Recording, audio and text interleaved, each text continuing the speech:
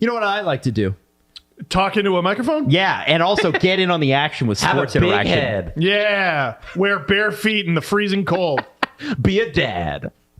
Friggin' wear V-necks that are actually It's not a crew-necks. V-neck, okay? Sorry. Sports interaction. NHL, NBA, MLB, so much more. It's the friend I don't have, clearly. Crazy Odds, best live and play. Download the app in Ontario. You can use the QR code at the bottom of the screen, or you can head to sportsinteraction.com/STPN to get started. 19 plus. Please play responsibly and get better friends. Yell at the computer. He does that too. Mark Giordano is a question mark. I had it in my notes even. We got to talk about. He can't be in Game 3. I'm done. So what do you do there? Eric Gustafsson. Or you do 11-7. I've seen enough. It's a problem, eh? Well, like, listen, it's a similar conversation to the one we had with Wayne Simmons at the beginning of the season, where Simmons was signed to this year, Giordano was signed to next year. It's a long season. They need guys, and he's not a bad player, but he has not had. He wasn't even good against Tampa, a series that they won, and I don't think he was scratched for any of those games. He's been bad, man. He's on the ice for way too many goals. Scratching Justin Hall hasn't exercised that demon. The big knock on Gustafsson is, he can move the puck, but he's a bit of a defensive liability.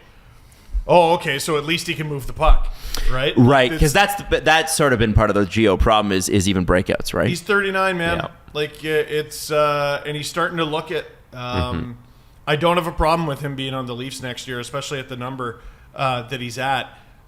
It's the second round of the playoffs. Who gives you the best chance to win? Answer right now, not him. I thought he's excelled in the offensive zone, like when he gets the power play opportunities. He's been decent. He's been good there. It's in the transition game. It's the getting the puck out of your own end when they gain possession. He's really been sloppy. Does it feel panicked? Is that the right word? Like nervous in terms of because his speed isn't what it was 3 or 4 years ago when he won the Norris. Overwhelmed. Sloppy is the best word I use to describe it, in that you usually expect a higher level, like, caliber of play from Mark Giordano. You expect something that's like really crisp, and it hasn't been that at all, and it's led to too many little mistakes that compound themselves into big mistakes. And I don't know why you wouldn't go with 11-7. Like, if you can't scratch Mark Giordano because he's the veteran and all that nonsense, like, I don't understand why you couldn't just shelter him with 11-7. Is it fair to say he could use just a break? Yeah. They gave him that at the end of the regular season. Like, how many more breaks you need? He's about to get a really long break if things don't change. He's about to get a summer-long break. So let's figure this out. 11-7, whether he stays in the lineup or not, the workload he currently has is obviously not working. Is Mark Giordano scratched if his name isn't Mark Giordano? 1,000,000%.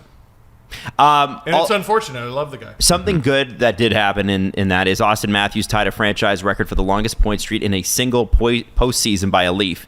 Now, because it's the Leafs, it's unimpressive. Are you serious? Gary Leeman and Austin Matthews now hold the record. Are you ready for this, Oilers fans specifically? Because you guys are going to lull your way through the day. If you're an Edmonton Oiler fan, or if you're a Montreal Canadian fan, or you're a Colorado Avalanche fan, or Detroit Red Wing fan, Chicago Blackhawks fans, anybody that's had good long runs in the postseason in the last 20 years, Penguins fans, you're gonna find this hilarious. A franchise that's like 106 years old.